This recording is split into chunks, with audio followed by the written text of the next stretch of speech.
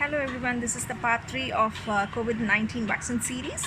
So in this video I'm going to say when does the excitement of COVID-19 vaccine really started and how it started, what is the reason behind that. The excitement of this vaccine really started as soon as there were two scientific publication which was done by Lancet. So these two papers I'm going to explain regarding that scientific paper.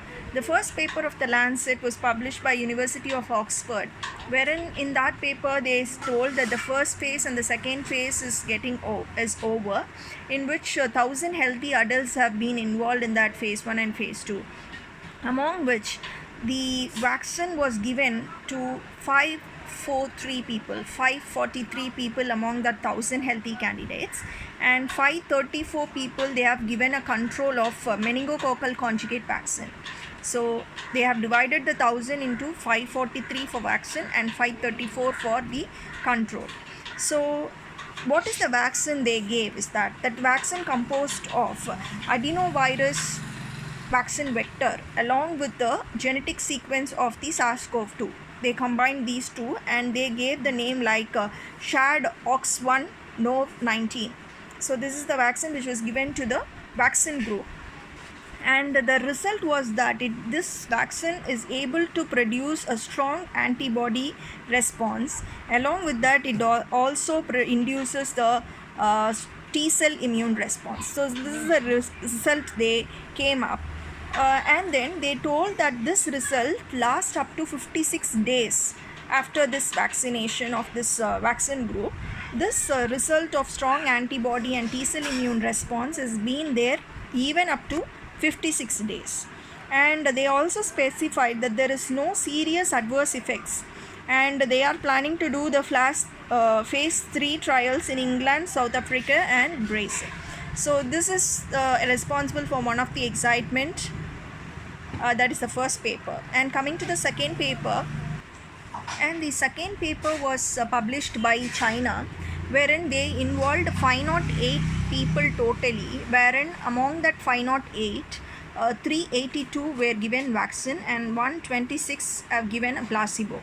So what is the vaccine they used is that the China paper, non-replicating adenovirus type 5 vectored vaccine they used. So they call that vaccine like AD5-nCoV, AD5-nCoV.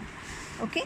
So in that vaccine group itself, again they subdivided into a high dose group and a low dose group.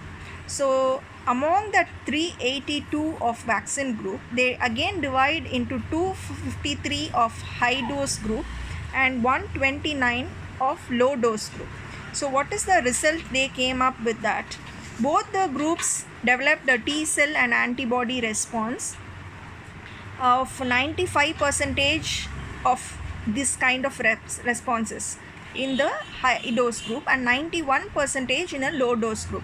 That is 241 people out of 253 people of high dose group developed the T cell and antibody response. And coming to the low dose group, 118 of 129, that is 118 people out of 129 people developed this T cell and antibody response. Not a significant difference between the high dose and low dose, but they faced an adverse effect which is very mild and moderate in nature. Example would be fever, fatigue and pain in the injection site.